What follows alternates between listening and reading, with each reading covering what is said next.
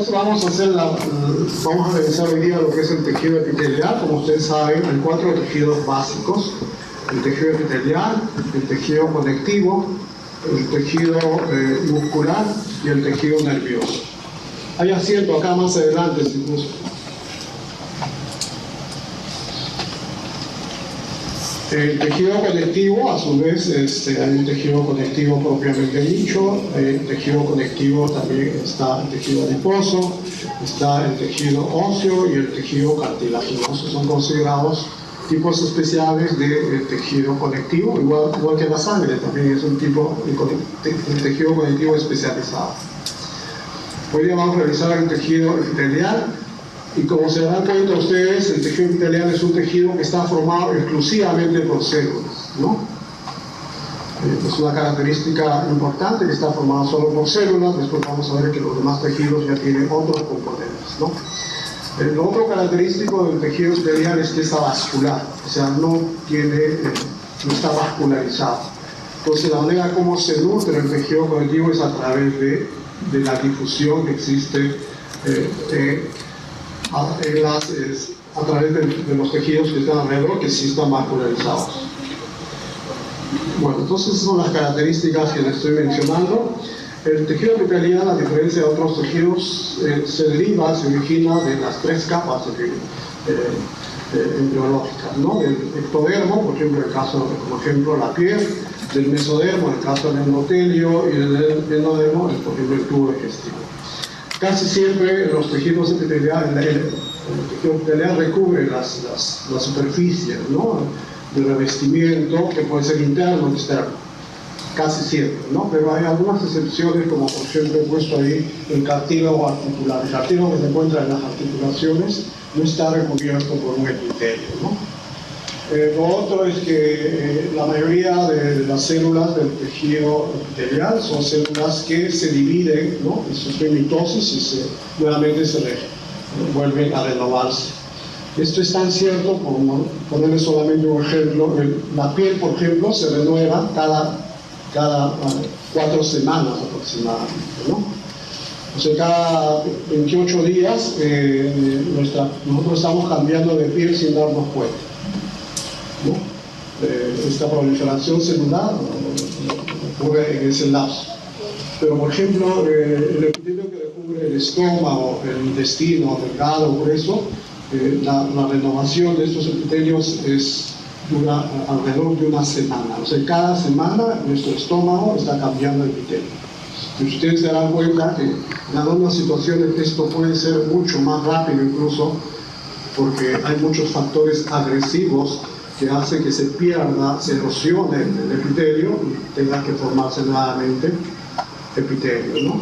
Y por ahí, cuando esto es muy persistente, pues como saben ustedes, el paciente tiene una gastritis como atrofia del epitelio y después puede ir al cáncer incluso, ¿no? Bajen, acá hay asiento, ¿no? Carece de irrigación sanguínea, como les había mencionado, tampoco de un sistema linfático, y se nutren por difusión, como les había mencionado. No hay sustancia intercelular, como lo tiene el tejido conectivo, ¿no? Y lo que van a haber entre ellos son las moléculas de adhesión celular, que vamos a hablar a continuación, y las uniones celulares, ¿no? Esto permite que estas células estén siempre estén unidas, ¿no? Siempre, si es cierto, puede haber algún tipo de espacio entre ellos, pero esto es muy escaso. Casi siempre todos los epitelios debajo tienen una lámina basal, una membrana basal, ¿no? Es como una regla, ¿no? Y casi siempre también debajo de un epitelio existe un tejido conectivo laxo, que después lo van a ver en la siguiente clase, ¿no? Y la otra característica de los epitelios, de las células epiteliales, que lo vamos a mencionar también a continuación, es que muestran polaridad estructural y funcional. ¿Qué significa esto? Que dependiendo de sus caras van a cumplir diferentes funciones o van a sufrir modificaciones en su estructura para cumplir determinadas funciones. ¿No quieren pasar acá? Siéntese por acá nomás.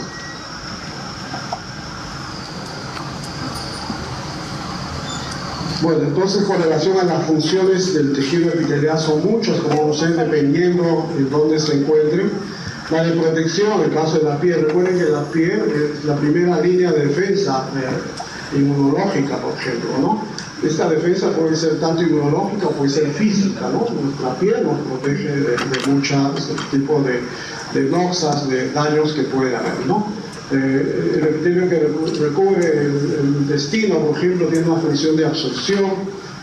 También puede haber algunos en términos de las modificaciones que vamos a mencionar, como los cilios, van a facilitar el transporte. También puede haber, recuerden que hay un epitelio glandular, que es la que se encarga de producir determinado tipo de moléculas. Entonces la secreción, hay la excreción en los túbulos renales, por ejemplo. Y a nivel de los alveolos, que es un ejemplo de epitelio simple plano, el intercambio gaseoso.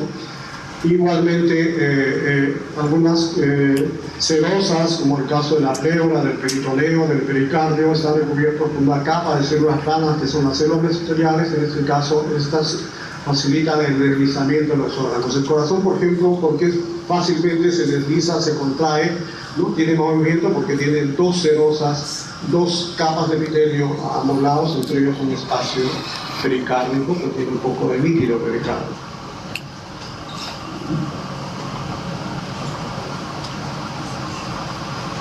Bueno, vamos a empezar hablando de la clasificación de los epitelios, que es lo más sencillo que puede haber en esta parte.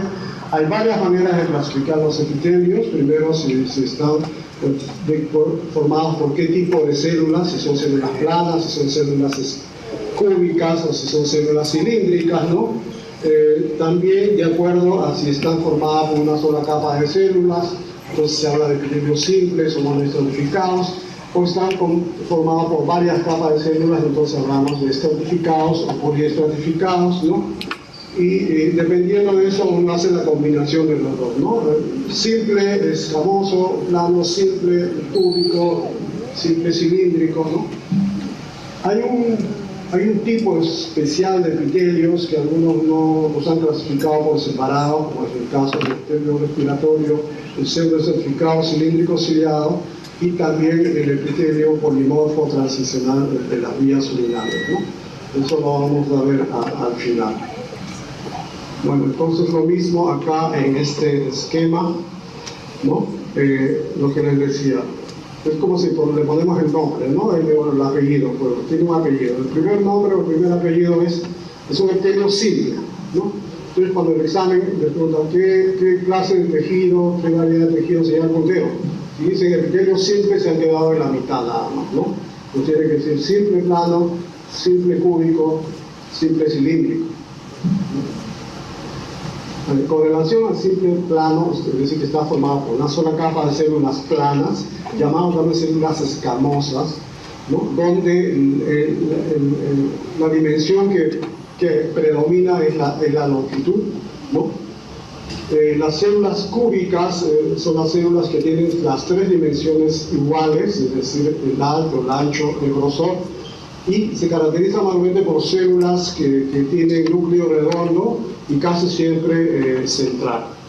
Y las cilíndricas son las células que, como dice su nombre, tienen mayor altura, menos grosor, menos ancho, y el núcleo es ovalado y ligeramente excéntrico, no está en el mismo centro.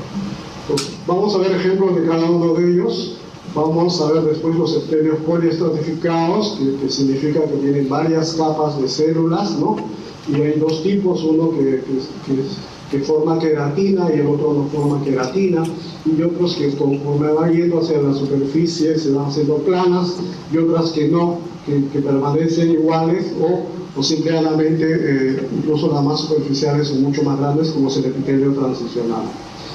Y hay otras, las inferiores, que son mucho más raras. Vamos a ir viendo entonces, ¿no? Ejemplos. Estas son preguntas muy sencillas que puede uno preguntar en el examen, ¿no? Mencione un ejemplo de epitelio simple plano, ¿no? Por ejemplo, monoestratificado, como dicen, ¿no? Y tienen ustedes una gran cantidad de ejemplos, ¿no? El endotelio, que es la capa íntima de los vasos, tienen el mesotelio, que es la capa que recubre las serosas, la hoja parietal de la cápsula de Bowman, vamos a ver un ejemplo por ahí, y los alveolos, el asa delgada de Henle, todos son ejemplos de estructuras que están formados, recubiertos con un epitelio simple plano. ¿Cuál es la función en este caso? Puede ser de protección, de absorción, puede ser de intercambio gaseoso, de lubricación o de transporte. Epitelio simple cúbico, es decir, que está formado por una sola capa de células cúbicas. Tenemos el revestimiento del ovario, hay un epitelio que recubre el ovario, los plexos coroideos, los conductos, que muchas veces pueden ser conductos que tienen una sola capa de células cúbicas o conductos que pueden tener un epitelio ya mucho más alto. Y la función es de absorción, secreción, protección. Los epitelios simples cilíndricos, es decir, están formados por células cilíndricas, ya sabemos cómo son estas células. Lo podemos ver en el tubo digestivo a partir del estómago hasta el intestino grueso, la vesícula biliar, en el cuello uterino la parte del endocervix y igualmente la trompa uterina. Y dependiendo de dónde nos encontramos, la función puede ser de absorción, de secreción, de protección o de transporte. Bueno, acá hay ejemplos de lo que es el epitelio simple plano, como el caso del endotelio. Acá lo vemos un poquito mejor. Ahí vemos una arteriol al lado izquierdo inferior que está recubierto, tapizada por una capa de células planas, que son las células endoteliales, igualmente la vélula que está al costado. Los alveolos, recuerden que los alveolos, el 95% de toda la superficie alveolar está recubierto por células planas, ¿no? Por eso es considerado un epitelio simple plano. Células cúbicas, ejemplos, no tenemos los plexos coroideos hacia el lado derecho y hacia el lado izquierdo la tiroides, que es una glándula que presenta lo que se llaman los folículos tiroideos, que están recubiertos por una capa de células cúbicas, ¿no? Recuerden que los plexos coroideos es la estructura donde se forma, donde se produce el líquido cefalorraquídeo. Y esto está en las cavidades ventriculares.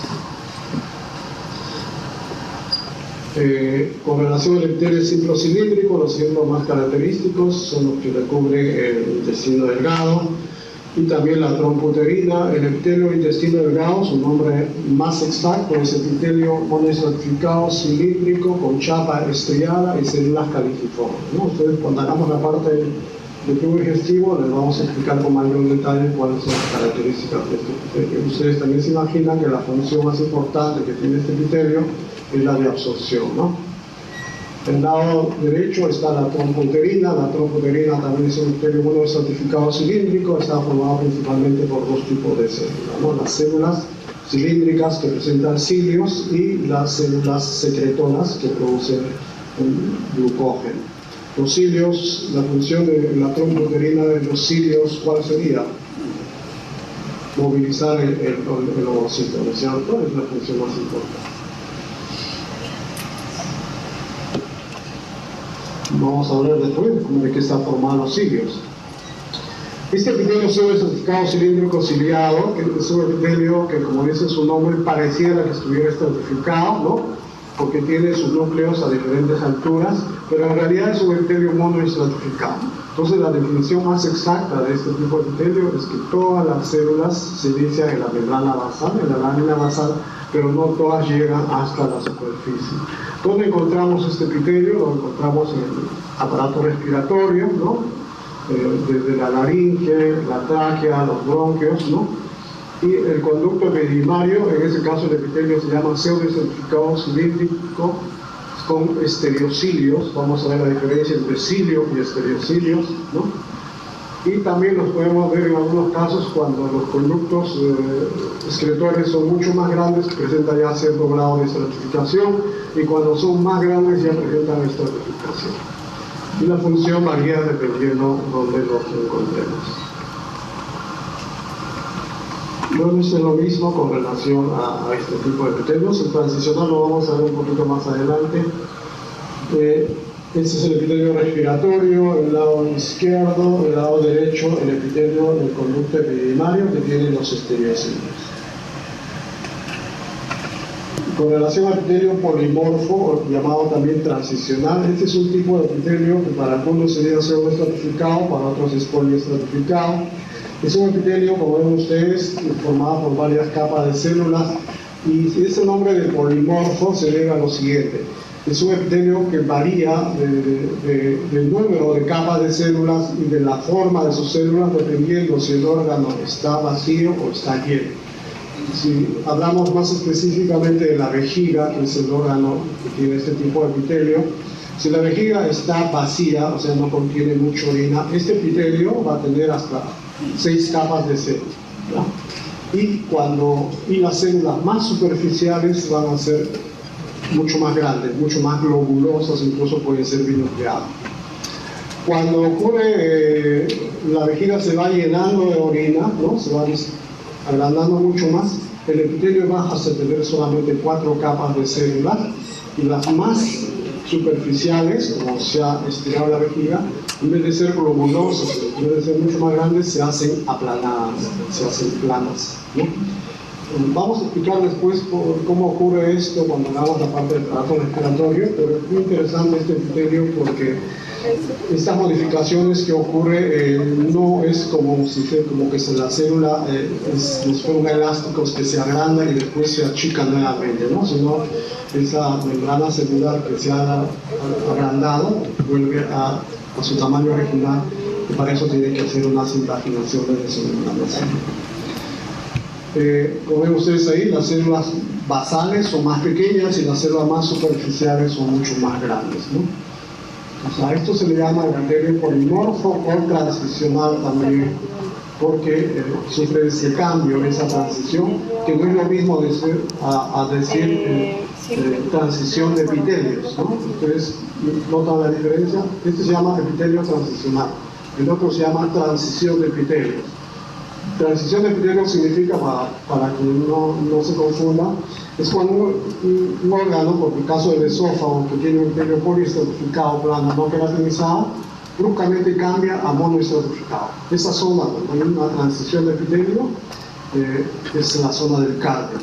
O cuando estamos en el cuello uterino, entre el exocervix y el endocervix, el exocervix es poliestratificado plano no queratinizado, y bruscamente cambia a monoestratificado cilíndrico. Eso es una transición de epitelios, y esa zona se llama zona de transformación, o se le llama también unión escamo-columnar. Desde ahora se los digo, esa zona donde ocurre este cambio de epitelio es la zona donde surge el cáncer del cuello uterino.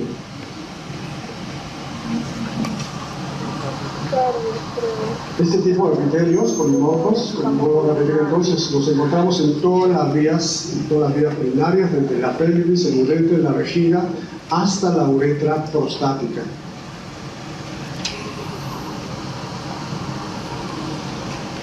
Ahora vamos a hablar de los epitelios poliestratificados. Les mencionaba que los epitelios poliestratificados significa que está ya formado por varias capas de células. El primer ejemplo es el epitelio poliestratificado plano. ¿Qué significa esto? Que conforme las células van yendo hacia la superficie, las células se van haciendo aplanadas, se van haciendo escamosas. Por eso se llama epitelio poliestratificado plano. Puede ser queratinizado, o sea, formar una capa de queratina, una capa córnea. Eso ocurre a nivel de la epidermis, ¿no? O no puede formar queratina, o sea, quedarse solamente epitelio poliestratificado plano, no queratinizado. Ejemplos hay varios, ¿no? El caso del esófago, el caso de la mucosa oral, el caso de la vagina, el caso del exocervix, el cuello uterino, ¿no? Por mencionar algunas.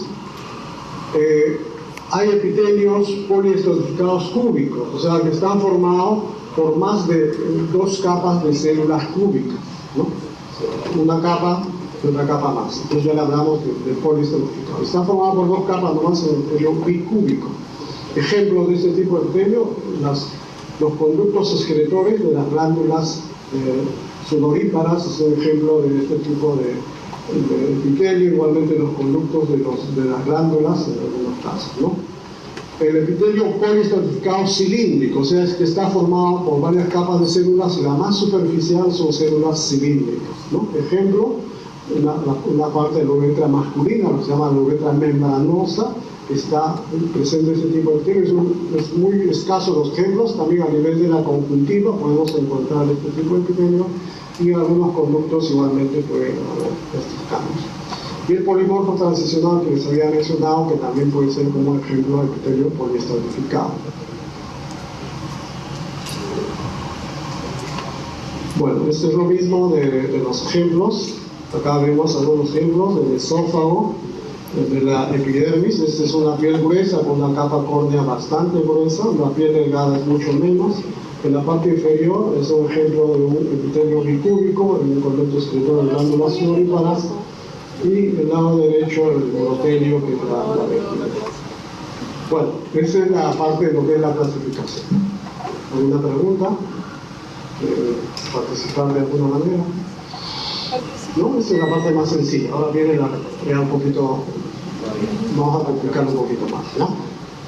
Y vamos a esto complementarlo mucho mejor con el seminario, ¿no? Porque el seminario nos habla ampliamente, el artículo este, la lectura esta nos va a hablar muy bien de lo que es la molécula de adhesión celular. En esta siguiente parte vamos a hablar de lo que es la polaridad y la especialización. ¿Qué significa esto? ¿No? Que la polaridad de las células epiteliales y la especialización de la superficie celular se relacionan con la morfología y las funciones celulares. Las células epiteliales no están solamente para recubrir la superficie, sino también cumplen determinadas funciones gracias a las modificaciones que sufren, ¿no? En otras palabras. Entonces, por eso tienen dominios morfológicos, bioquímicos, funcionales distintos, ¿no? Dependiendo incluso de qué tipo de célula estamos hablando. No podemos comparar la célula de la piel con la célula del intestino delgado, que es completamente diferente. Cuando podemos la célula ciliada del aparato respiratorio no es igual que la célula ciliada de la trompa uterina, las funciones son diferentes, ¿no es cierto? A pesar de que las dos pueden tener cilios, pero son distintas las funciones. Entonces, a eso se llaman los dominios de las células, ¿no? Dependiendo de su dominio apical, de su dominio vasolateral o su dominio basal, las modificaciones que ocurren a ese nivel. Entonces, empecemos hablando entonces de las especializaciones, de las modificaciones que ocurren en la superficie apical. Entonces, cuando hablamos de apical se refiere a la superficie de la célula que está en contacto con la luz, ¿no? Si es que es un conducto, ¿no? O con la superficie, ¿no? Esa es la cara apical o luminal también, como lo llaman, ¿no? Pues, ¿cuáles son las modificaciones que sufren las células epiteliales en esa parte? Pueden ser tres: microvellosidades, estereocilios, y cilios y flagelos, ¿no? Pues vamos a hablar de cada una de ellas. Las microvellosidades los observamos principalmente en dos células o dos tipos de epitelios, ¿no? El epitelio a nivel del intestino delgado, ¿no? Y a nivel del conducto, a nivel del tubo proximal de los riñones, ¿no? Esos son los dos lugares característicos donde vamos a encontrar microvellosidades. Desde el punto de vista microscópico, tengan en cuenta ustedes desde ahora que en el caso del intestino delgado, de lo que estamos viendo ahí, esa banda ustedes de color rosado en la superficie, ¿no? Que cuando mueven ustedes el micrométrico del microscopio brilla, refringe. A esa se le llama, en el caso del intestino delgado, se le llama chapa estriada, ¿no? Chapa estriada. Esa bandita que ven ahí ustedes se llama chapa estriada. Esto de acá. Y esto lo presentan solamente las células cilíndricas, ¿no? Llamados en este caso enterocitos, ¿no? Los enterocitos, o llamados células absorbentes, ¿no? Pero recuerden que este epitelio, les decía antes, que era un epitelio monoestratificado, cilíndrico, con chapa estriada y células caliciformes. Las células caliciformes son estas que ven acá ustedes, ¿no? Que tienen un citoplasma mucho más claro y que producen moco. En esa zona no hay chapa estriada. Bueno, esta chapa estriada a la microscopía electrónica son las microvellosidades. Si yo les preguntara qué estructura sería el puntero en el examen práctico, ¿cuál es la respuesta? Microvellosidades. Chapa estriada, ¿cierto? Porque el que diga microvellosidades, ¿no? Están equivocados porque no ven microvellosidades. Si tuviera una microfotografía de microscopía electrónica de qué estructura sería el puntero, ahí sí, ¿no? Acá lo que estamos viendo es chapa estriada. En el caso del tubo proximal, por ejemplo, vamos a ver igual un reborde muy parecido a esto, pero un poco alterado por los problemas de la aplicación. Se le llama borde en cepillo, ¿no? Borde en cepillo es el nombre que tiene el caso del tubo proximal. Y a la microscopía, por supuesto, en microvellosidades. En ambos casos, la función más importante que tienen las microvellosidades es la de absorción intestinal. Como ven ustedes en la figura del lado derecho, las microvellosidades son evaginaciones, ¿no?, de la célula, tanto de la membrana celular como parte de su citoplasma, ¿no? Es una estructura que no solo es una prolongación de la membrana celular, sino también con parte de su citoplasma, ¿no?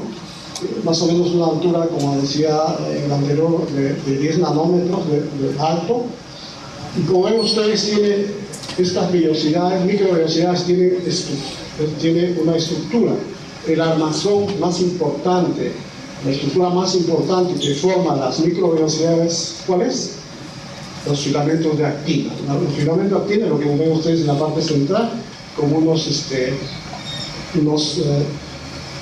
filamentos bastante largos que van desde el extremo más proximal hasta el extremo más distal. Aparte de eso, ven ustedes ahí también que hay otro tipo de filamentos, otro tipo de proteínas que forman parte de las microvellosidades, como la mielina, la fimbrina, ¿no?, que también forman parte de esto. Y lo otro que ven ahí también es que estos filamentos se anclan, ¿no?, en una especie de barra terminal o de lecho terminal en la parte ya final de la microvellosidad. ¿No? Ahí vemos la microscopía electrónica, miren ustedes que al lado derecho vemos la prolongación y algo importante que se lo menciona ahorita. La función más importante entonces de las microvellosidades es la absorción intestinal, aumentar el área de absorción intestinal. Una sola célula puede tener 10-20 microvellosidades o mucho más. ¿Cómo puede aumentar el área de absorción intestinal? Pero no solo las microvellosidades son las responsables de aumentar el área de absorción intestinal. Son 4 las estructuras que tienen que ver con esto, ¿no? Cuando el intestino delgado es capaz de absorber una mayor cantidad de nutrientes, es gracias a 4 estructuras. Empecemos hablando de la más pequeña, que ustedes en la parte de biología celular les deben haber mencionado, y la que está al extremo más distal de esta microvellosidad. Ustedes llegan a ver una especie de unos mechones negros que están en la parte más superficial, y cuando hablaron de membrana celular, probablemente les mencionaron, es el glucocálix, ¿no? El glucocálix o glicocálix, también como se le llama, es la estructura más pequeña que tiene que ver con el inicio de la digestión de algunos nutrientes, sobre todo de los carbohidratos, ¿no? Después vienen las microvellosidades, después vienen las vellosidades intestinales, que son evaginaciones de la mucosa, y después vienen las válvulas conniventes o válvulas de Krelkig, que es una evaginación de la submucosa. Esas 4 estructuras tienen que ver con un aumento del área de absorción intestinal, ¿no? De nuevo, el glucocálix, las microvellosidades, las vellosidades intestinales y las válvulas conniventes o llamadas también válvulas de Krelkig o pliegues circulares también, como se le llama, ¿no? Todas esas estructuras en algún momento se lo van a repetir en la clase de la parte gastrointestinal. La otra estructura que tiene que ver con la modificación de la cara apical son los estereocilios, ¿no? Los estereocilios, como ven ustedes ahí, son mucho más largos, pueden llegar a tener hasta 1 micra de longitud, y el nombre es inapropiado. No son cilios, en realidad son microvellosidades gigantes, ¿no? Microvellosidades gigantes, no son cilios, porque vamos a ver a continuación qué características tienen los cilios. Y la diferencia con los microvellosidades es que su tamaño son mucho más largos. Lo segundo es que se ramifican, ¿no? Se pueden ramificar, ¿no? Y aparte de tener su eje central formado por actina, como ven ustedes ahí, también tiene muchos otros componentes. Aparte de la fimbrina, tiene la enzima, ¿no?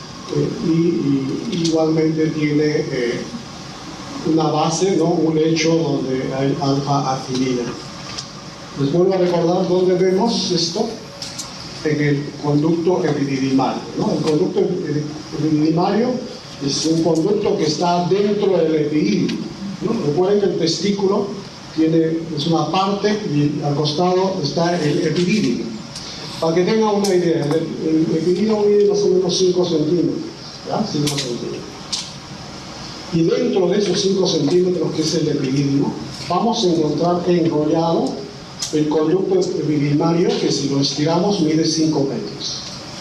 Entonces ustedes cuando vean la lámina, cuando ven corte transversal, van a ver un montón de conductos, como si fueran varios. En realidad es un solo conducto que ha sido cortado N veces, ¿no?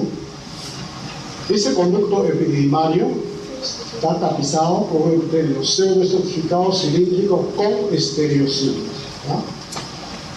Vamos a encontrar este tipo de epitelio también en el conducto deferente, que es otro conducto dentro de la vía excretora del aparato masculino. Vamos a ver varios conductos extratesticulares, una de ellas es el epidídimo, el conducto epididimario, después viene el conducto deferente, que se encuentra en el cordón espermático, ¿no? Son ejemplos de epitelio pseudoestratificado cilíndrico ciliar. ¿Cuál sería la función en el caso del conducto epididimario, por ejemplo? Recuerden que cuando se produce el semen, cuando se producen los espermatozoides, estos sufren algún tipo de cambios, ¿no? De modificaciones, de diferenciaciones, y una de las funciones más importantes sería la de absorción, pero también el epidídimo tiene una función relacionada a la capacitación, a la capacitancia que tiene que sufrir los espermatozoides. Como los espermatozoides se forman a nivel de los túbulos seminíferos, el epitelio seminífero todavía no tiene todas sus funciones y termina de capacitarse y ya hacerse mucho más hábiles y móviles, sobre todo a nivel del epidídimo. Hay un lugar en el oído interno, por ejemplo el conducto del órgano de Corti, donde existe también unos estereocilios, pero en este caso alrededor de 2 solamente, bastante largos, ¿no? Incluso no tienen una posición vertical, sino tienen una posición horizontal. A esas células se les llaman células vellosas, ¿no? El órgano de Corti, a nivel del oído interno, y esta tendría una función más bien de ser receptoras sensoriales, ¿no? Nada tiene que ver con absorción. También se menciona como ejemplo de estereocilio. Finalmente vamos a hablar de los cilios, ¿no? De los cilios. Los cilios, vuelvo a repetir, los encontramos en el aparato respiratorio, los encontramos en la trompa uterina. Los cilios, como ven ustedes, tienen una gran altura, miden casi hasta 2 micras, un poco más de longitud, y los encontramos en las células ciliadas, todas las células cilíndricas ciliadas, ¿no? Y la estructura que tiene es eso que ven ustedes ahí, ¿no? Está formada tiene una configuración. Recuerden que los cilios es un tipo de axonema, es un tipo de microtúbulo, ¿no? Dentro del citoesqueleto de las células son 3, ¿no es cierto? Uno son los miofilamentos, otros son los filamentos intermedios y el otro son los microtúbulos. Un tipo de microtúbulos son los cilios y tienen esta estructura o la configuración 9 más 2. ¿Qué significa 9 más 2? Que tiene 9 pares de tubulinas alfa y beta alrededor, ¿no? Y un par central. Eso tienen los cilios, ¿no? Eso tienen los cilios. Cada una de ellas, como ven ustedes ahí, la que dice A y B, son las tubulinas alfa y beta, están unidas entre ellos por una proteína que se llama la lexina, ¿no? La lexina, y hay otra proteína que le ven ustedes de color morado, que es la dineína, ¿no? Los brazos de dineína. Esta proteína es la más importante de todas, ¿no? La dineína es la proteína motora que le da motilidad a los cilios, ¿no? Por lo tanto, cuando hay ausencia de dineína, los cilios son inmóviles, ¿no? Vamos a ver por ahí un ejemplo. Vamos a seguir viendo. Dependiendo de dónde está, como les decía, cumplen los cilios diferentes funciones. En el caso del aparato respiratorio, el transporte del moco es la función más importante que tienen los cilios, ¿no? lo que hemos hablado está puesto ahí. Estas son imágenes del libro de Kirschbaum. Y eso es lo que decía, puede tener 5 a 10 micras de longitud, me quedé corto en antes, 100 a 200 siglos por célula. Es un axodema que está compuesto por 9 dobletes de microtúbulos de turbinas alfa y beta, un par central. Eso se llama configuración 9+2, ¿no? Cada uno está unido por dexina y cada una de ellas existe un brazo motor de la proteína narinurina. Hay una patología que se llama síndrome de los cilios inmóviles o síndrome de Cartagena. ¿No? Vamos a, en algunos casos, ponerles un poco ejemplos de patología para que ustedes recuerden un poco mejor. El síndrome de Cartagena es una ausencia de tineína. Por lo tanto, en los lugares donde hay cilios, los cilios van a ser inmóviles. En el caso de la mujer, por ejemplo, ¿no?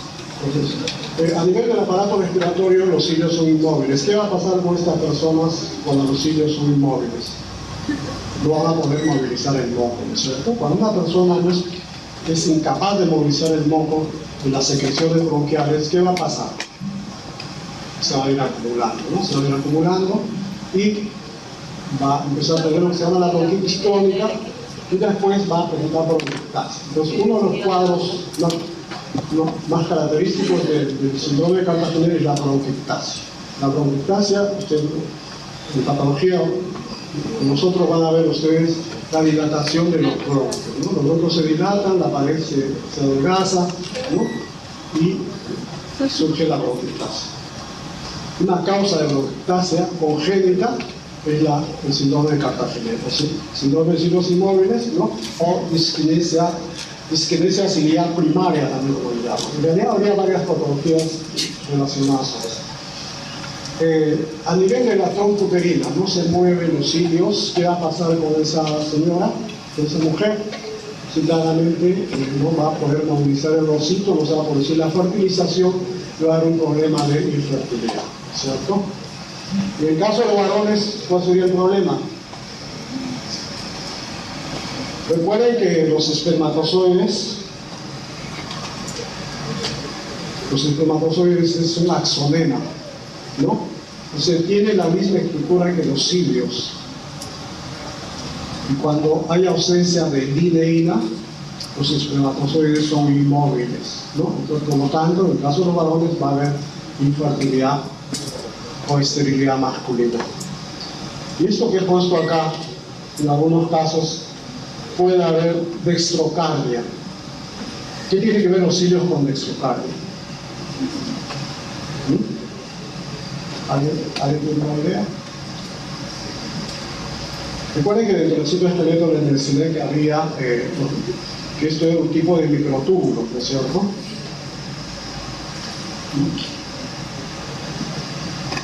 Las células, cuanto más inmaduras son, ¿no?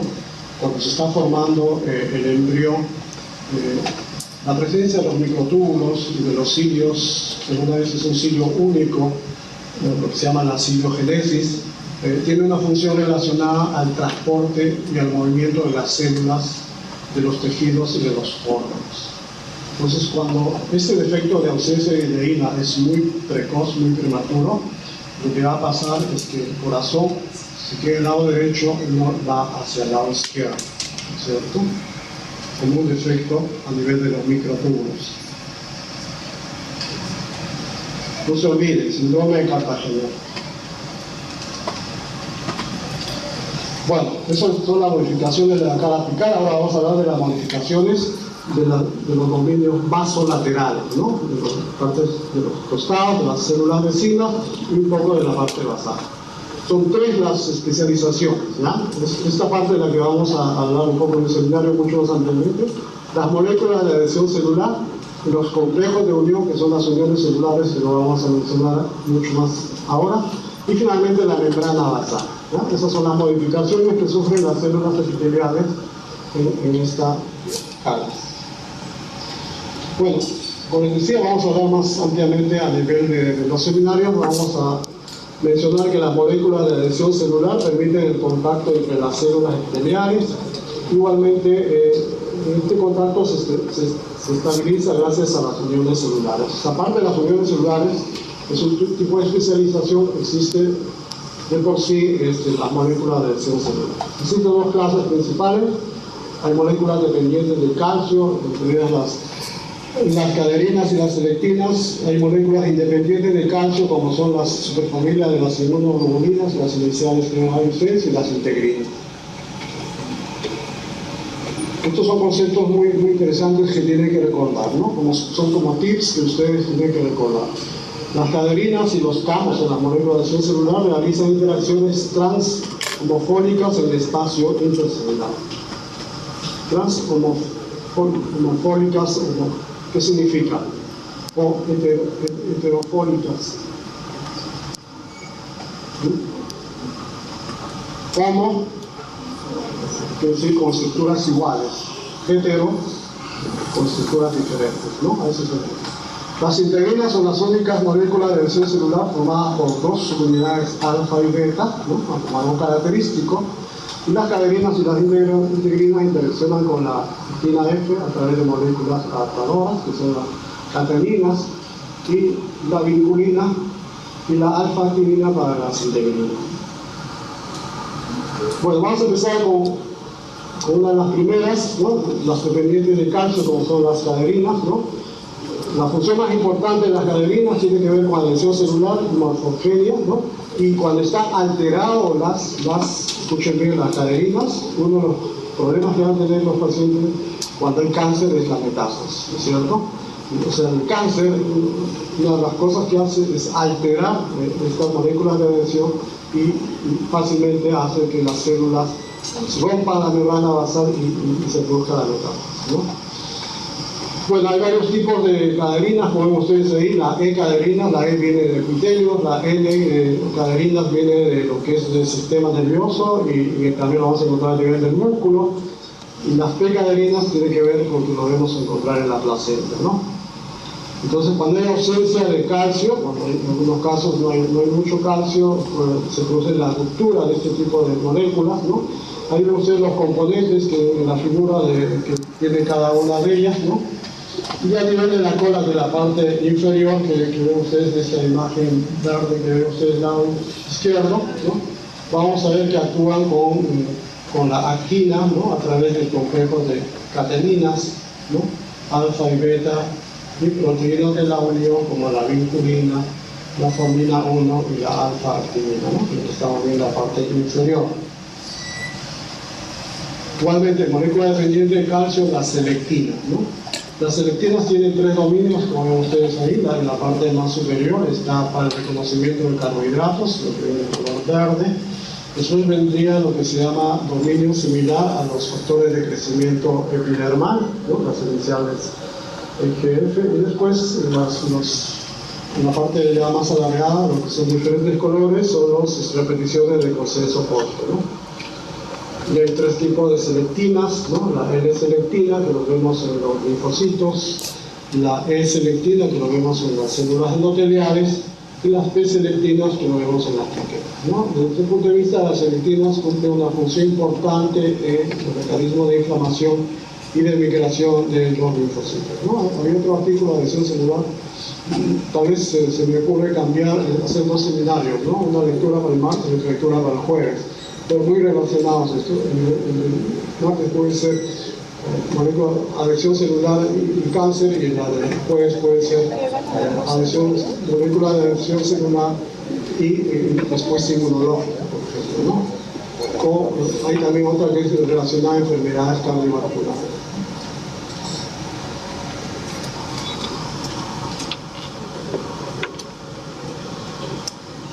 Moléculas independientes de calcio, en lo que se llama la superfamilia de las inmunoglobulinas, ¿no? Esta tiene una capacidad de unirse a las moléculas idénticas a las de otras células, entonces las transhomófilas, y otras a otros miembros, que son las uniones transheterófilas. Igualmente, son funciones muy importantes relacionados al foaming, ¿no? Que vamos a ver a continuación, ¿no? Durante las reacciones inflamatorias. Y como son las moléculas de adhesión intercelular CAM1 y CAM2, ¿no? Que están en la superficie de las células endoteliales. y en la inflamación va a haber una mayor migración transendotelial, ¿no? La orientación del foaming es el mecanismo cómo atraviesan las células, sobre todo los neutrófilos, el endotelio de los vasos sanguíneos, ¿no? Esto es por mecanismos en varios pasos, como están puestos ahí, ¿no? Adhesión y al final el pasaje de estas células, y en eso tiene que ver mucho este tipo de moléculas. Otra molécula independiente de calcio son las integrinas, ¿no? ¿En qué se diferencian de las otras CAMI? Que están formadas, como se había, ¿te acuerdas de los tips? Están formadas por dos subunidades alfa y beta, y también tienen dos funciones, ¿no? Una que se une a la matriz extracelular, como estamos viendo en la parte inferior, y al citoesqueleto también, ¿no? Y una función muy importante de las integrinas tiene que ver con la migración durante la embriogénesis. Bueno, entonces en la parte de las moléculas de adhesión celular, como vuelvo a repetir, lo vamos a revisar mucho más ampliamente y ustedes lo van a desarrollar mucho más ampliamente en los seminarios. Vamos a hablar ahora de las uniones celulares llamadas complejos de unión. Son tres los tipos de uniones que existen entre una célula y otra célula. Las uniones oclusivas, llamadas uniones estrechas y llamadas uniones herméticas. Este tipo de uniones tiene como función más importante de evitar el pasaje de moléculas entre una célula y otra célula, ¿no? Y por lo tanto se comporta como una barrera impermeable. Casi siempre estas uniones oclusivas las encontramos en la parte más superior de la célula, ¿no? Y por ahí no pasa ninguna molécula, ¿no? Es lo que se llama el transporte paracelular, ¿no? Gracias a la presencia de las uniones oclusivas no se produce el transporte paracelular, lo cual no significa que estas células no hagan transporte transcelular, ¿no? Transporte transcelular es el transporte a través de la célula, y un ejemplo de un transporte transcelular, por ejemplo, es la pinocitosis, ¿no? La pinocitosis. El otro tipo de uniones son las uniones anclantes o uniones de fijación, también como se le llama, ¿no? Este tipo de uniones lo que van a hacer es permitir que las células siempre estén unidas, ¿no? Y por lo tanto le dan mucha mayor estabilidad mecánica a las células. ¿Cuál sería la lógica de esto si no hubiera un defecto en este tipo de uniones anclantes? ¿Cuál sería la consecuencia lógica? La separación de las células, ¿no es cierto? Las células, por ejemplo, tenemos la epidermis, ¿no? La piel, está formada por varias capas. Hay un defecto en este tipo de uniones. ¿Qué va a pasar con ese epitelio? Se van a separar las células y van a dejar un espacio, ¿no? ¿Ese espacio cómo se llama? Cuando se puso un espacio en ese epitelio, en la epidermis, dentro de la epidermis es un espacio, pero una vez se llena de un líquido. Que alguna vez se les ha pasado a ustedes, ¿no? Cuando se han quemado, por ejemplo, las ampollas, ¿no es cierto? Entonces, las ampollas, las bulas, está un capítulo en dermatología, ¿no? Relacionados al efecto en este tipo de uniones, ¿no? Vamos a mencionar algunos ejemplos muy interesantes con relación a esto. Y finalmente las uniones comunicantes o de hendidura, también como se le llama. Como dice su nombre, en este caso, estas uniones permiten la comunicación entre una célula y otra célula, ¿no? Esta comunicación no es solo para pasar moléculas de una célula a otra célula, o sea, nutrientes, por ejemplo, sino también información, ¿no? Es incluso impulsos eléctricos de una célula a otra célula, como ocurre a nivel del corazón, del músculo cardíaco.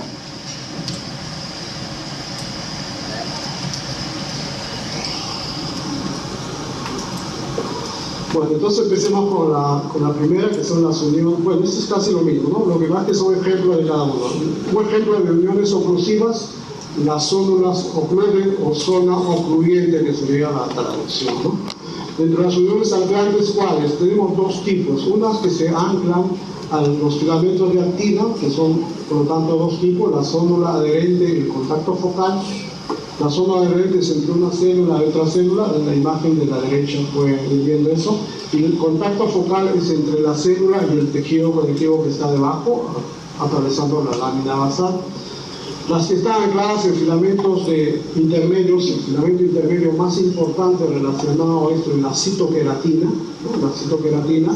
Vamos a ver igualmente dos tipos, los desmosomas, llamados también máculas adherentes, que es entre una célula y otra célula, la que estamos viendo en la parte central, y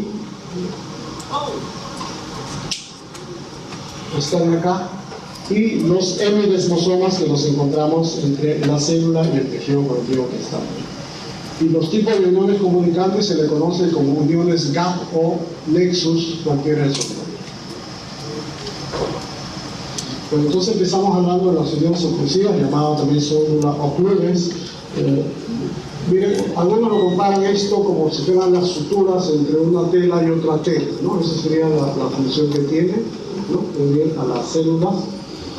Y vamos a ver los componentes que tiene, ¿no? Las uniones oclusivas, las células ocluves, tienen como componentes las proteínas transmembranas, que son dos, la ocludina y la claudina. Tiene moléculas de adhesión, ¿no? Como la lectina. Y tiene las proteínas de la célula, la 1, la 2, la 3 y la 4, ¿no? Entonces, bueno, esto es lo mismo sacado del libro, ¿no? Entonces, repitamos, ¿no? Los componentes más importantes son la ocludina y la claudina, como lo vemos acá, ¿no? Acá, estos de acá son la alfa-actinina y las proteínas de la célula 1, 2 y 3. ¿No? Pues, hablaba de que a través de la vía paracelular era imposible el pasaje de las moléculas y no así por la vía transcelular. Lo mismo, ¿no? Entonces no se olviden de estos nombres. En el caso de los uniones oclusivos vamos a hablar de ocludina, fue más fácil de recordar, ¿no es cierto? Y la claudina, ¿no? Las uniones anclantes, que son otro tipo de uniones que tienen como función evitar la separación de las células, dando la mayor estabilidad mecánica, ¿no? Puede estar como eje de implantación, en este caso un filamento intermedio o filamento de actina, y después viene la zona ya donde están las proteínas que tienen que ver, las membranas que tienen que ver con la conexión entre los dos. Vamos a hablar primero de las células adherentes, ¿no? Las células adherentes presentan, recuerden que son dependientes de calcio en este caso, ¿no? Tiene la caderina, la E-caderina, ¿no? Que se va a unir a la caderina, ¿no? Que lo vemos acá, de color rojo, ¿no? Igualmente se va a unir a la vinculina, ¿no? Y estos finalmente a los filamentos de actina a través de la alfa-actinina, ¿no? Y como vuelvo a repetir, en presencia de calcio. Lo mismo, ¿no? El otro tipo son los desmosomas llamados máculas adherentes, ¿no? En este caso, estos tienen una placa de adhesión que está formada por desmoplaquinas y pacoglobinas, ¿no? Que se va a unir al filamento intermedio, que en este caso es la citoqueratina, como les había mencionado, ¿no? Y también en presencia de calcio, ¿no? Igualmente acá vemos la misma imagen, ¿no? Lo mismo de otros libros, ¿no? Y un poco relacionado a un defecto, el pérfido foliáceo es un defecto que ocurre porque hay un autoanticuerpo a la desmogleína 1, ¿no? que no permite la adhesión, ¿no? de los queratinocitos, ¿no? Y por lo tanto va a haber una separación, ¿no? Como ven ustedes acá. Y los pacientes, acá vemos la histología, cómo se ha separado la epidermis, ¿no? Y los pacientes presentan esta alteración, ¿no? El pérfido foliáceo. Las uniones comunicantes, llamados nexos, ¿no? Entre las dos células, como vemos acá, ¿no? Están formados por unas conexinas, ¿no? Una especie de tubos, que a su vez están formadas por unas proteínas que se llaman conexomas, ¿no? Que son 6, las conexonas o estos tubos y las proteínas son las conexinas, ¿no? Y permiten la difusión, como decía, de las moléculas y facilitando también la comunicación intercelular, ¿no? Lo vemos con mayor detalle, ¿no? Las conexonas que tienen conexinas, cerrado y abierto, ¿no? Acá vemos lo mismo, ¿no? Esto lo vemos un poco más inferior con relación a los demás tipos de uniones, ¿no? Lo mismo. Bueno, para ir terminando esta parte, vamos a hablar del dominio basal, ¿no? La membrana basal, las uniones que están en la parte basal, que es el contacto focal y los hemidesmosomas. Ya vamos a terminar, no se aburran tan rápido, ¿no? El contacto focal es la que está relacionada a la actina, ¿no? Y vamos a encontrar igualmente otros tipos de proteínas transmembranas como actinina, vinculina, talina, axilina, ¿no? Acá estamos viendo actina que se va a unir a través de la vinculina, la talina, ¿no? Y vamos a ver la integrina que se va a conectar con los filamentos, los glucoproteínas ya del tejido conectivo, ¿no? Ahí está la lámina basal de color amarillo. Bueno, los dos tipos, el hemidesmosoma, el contacto focal. El hemidesmosoma, que es el otro tipo, es mucho más complejo, ¿no? Tiene filamentos intermedios, en este caso de citoqueratina, y contiene otras proteínas, ¿no? Tiene las placas de inserción, la desmoplaquina, además tiene pectina, el PQ230, tiene integrinas, colágeno, ¿no? Tiene estos antígenos que están a este nivel, que es lo que va a producir cuando hay un defecto, una alteración de estas proteínas, ¿no? Va a haber una estimulación de los eosinófilos para que liberen unas proteasas, ¿no? Que van a producir la separación de la epidermis de la dermis, ¿no? En este caso, esta enfermedad que es un pérfido ampolloso, lo que va a hacer es la separación epidermis-dermis, ¿no? Dermoepidérmico, que se va a formar un pérfido ampolloso que es mucho más loco. Bueno, además de esto, vamos a ver repliegues de la membrana celular, sobre todo en algunos tipos de células que tienen abundantes mitocondrias, ¿no? Para aumentar un poco el espacio. Y finalmente la membrana basal cuando hablamos de membrana basal hablamos de dos componentes. Algunas veces lo confundimos esto y decimos solamente membrana basal. La membrana basal tiene dos componentes. Por un lado la lámina basal, que es un producto de la célula epitelial, y la lámina reticular, que se origina del tejido conectivo, ¿no? A su vez, la lámina basal puede tener dos componentes, una lámina lúcida y una lámina densa. Cuando hablamos de la parte del sistema urinario, vamos a hablar mucho de esta lámina basal glomerular, porque las funciones que tiene en la filtración glomerular son muy importantes, ¿no? Entonces tenemos acá los componentes. En el caso de la lámina densa, está formada por colágeno tipo 4, mientras las láminas lúcidas, que lo podemos ver arriba y abajo, tiene mayormente proteoglucanos, ¿no? Recuerden que esa es la lámina basal. El otro componente es la lámina reticular, ¿no? Los dos forman la lámina basal, y la que se colorea cuando utilizamos coloraciones especiales, como estamos viendo acá, es esta lámina reticular principalmente, ¿no? Acá vemos la membrana basal, ¿no? Bastante gruesa, pero cuando no coloreamos, como coloración especial, la rayita rosella o roja que ven acá ustedes, es la membrana basal, pero la que capta los colorantes es la lámina reticular. Bueno, esa es la parte de lo que es los epitelios, las modificaciones. Para terminar, esto es muy sencillo. Vamos a hablar de las glándulas epiteliales o del epitelio glandular, ¿no? Recuerden que existe, aparte del epitelio de superficie, de cubierta, hay epitelio a nivel de las glándulas, células epiteliales, también como se le llama. Y esto puede surgir de invaginaciones del epitelio de cubierta, como ocurre en el caso de algunas glándulas sudoríparas, por ejemplo, ¿no? y estas a veces logran separarse ya, ¿no?, para convertirse en glándulas ya endocrinas, ¿no? Entonces, dependiendo de eso, vamos a hablar de glándulas exocrinas primero, que pueden ser solamente una célula, ¿no? Una célula. El ejemplo más característico son estas células que son las caliciformes, ¿no?, que habíamos mencionado en el intestino delgado. Las células caliciformes son unas células que en este esquema lo vemos mucho mejor, que están llenos de mucina, ¿no?, gotitas de mucinógeno, que cuando salen hacia la superficie y entran en contacto con el agua, se convierten en moco. Estas células tienen, con los colorantes normales, no se colorean, se ven blancos, pero con coloraciones especiales se pide necrosemia, tiene un núcleo bastante rechazado en la parte basal, ¿no? Esas son células aisladas, ¿no?, que se dan como glándulas exocrinas.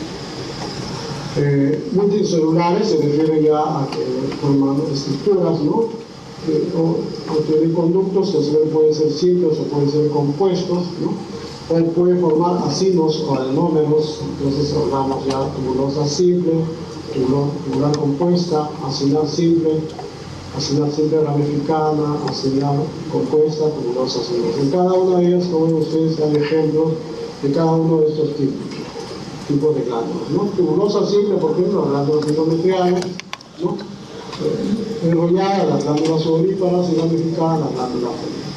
Tubular compuesta, las glándulas de Brunner. La simple acinar, las glándulas paroventrales. La acinar simple ramificada, las glándulas sebáceas. Acinar compuesta, el páncreas exocrino. Y túbulo acinoso, las glándulas salivales, ¿no?, que pinta el pelo. Entonces, acá está el esquema de cada uno de esos tipos de glándulas que acabamos de mencionar. Vamos a poner algunos ejemplos, ¿no? Un ejemplo de glándula tubulosa recta, las glándulas endometriales, ¿no? Recuerden que este, por ejemplo, es una glándula endometrial en la fase proliferativa, se ven bastante tubulares, bastante rectas. Un ejemplo de tubulosa simple enrollada, la glándula sudorípara, ¿no? La glándula sudorípara tiene su porción secretora, que está en la hipodermis bastante enrollada, ¿no?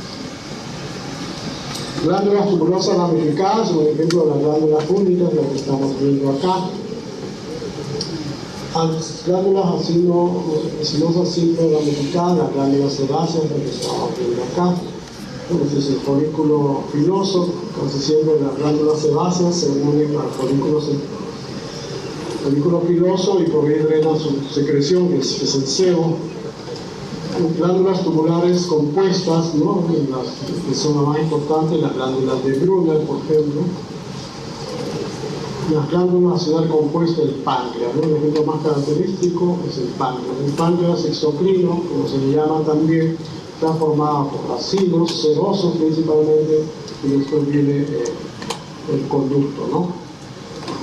Glándulas tubulosas acinosas, las glándulas salivales, el ejemplo más característico, la glándula submaxilar. Bueno, con relación a la glándula salival, cómo se va formando a partir de los acinos, se forman los conductos, que primero son intralobuliares, después los conductos interlobuliares, después los conductos interlobulares y finalmente el conducto principal, ¿no? Finalmente existen lo que se llaman los mecanismos de secreción glandular. Las glándulas pueden eliminar su secreción a través de tres mecanismos. Un mecanismo es el mecanismo de secreción merocrina, que significa que la secreción se rodea de una capa de una membrana, de una vesícula, llega a la superficie y se abre y solamente por exocitosis se elimina la molécula. Esa es merocrina. La apocrina significa que una parte del citoplasma se pierde con la secreción, ¿no? Eso ocurre, por ejemplo, en las glándulas, en la glándula mamaria, ¿no? La leche, el componente de lípidos de la leche, que son los triglicéridos, se secreta a través de secreción apocrina. Y finalmente la secreción holocrina se refiere a que toda la célula llena de secreción es eliminada por la secreción. El único ejemplo de este tipo de secreción holocrina son las glándulas sudoríparas, las glándulas sebáceas, ¿no?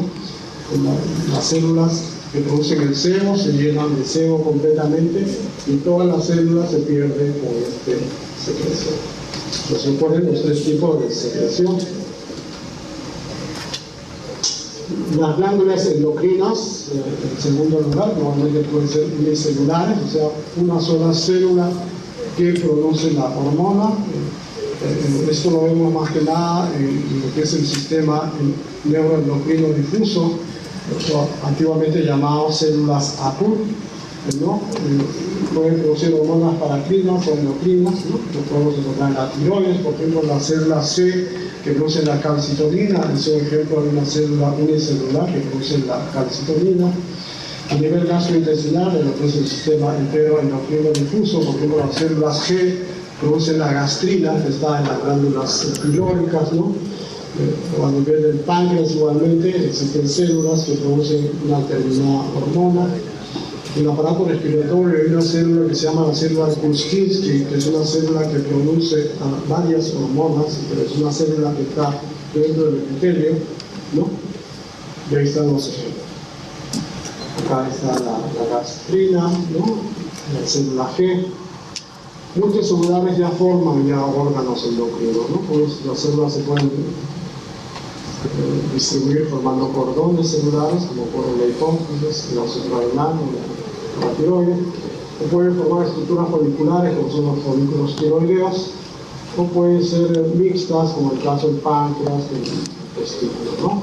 Entonces, vamos a ver ejemplos. En el caso de hipófisis, acá vemos las células formando grupos o nidos celulares, que a su vez pueden ser de varios tipos. En este caso estamos viendo las que se tiñen muy de rojo, son las células alfa o sinófilas, las que se tiñen de azul son las basófilas o beta. En el caso de la tiroides, formando los folículos tiroideos.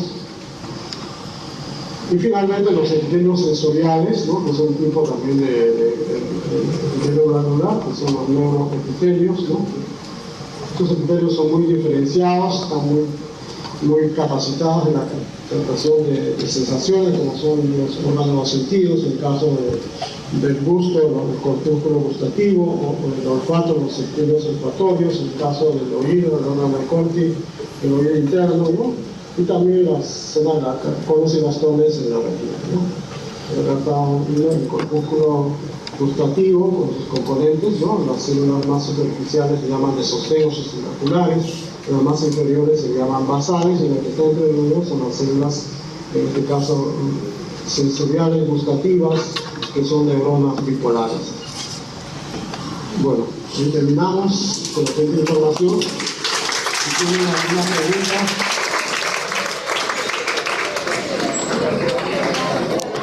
Bueno, nos vemos entonces el lunes en la práctica y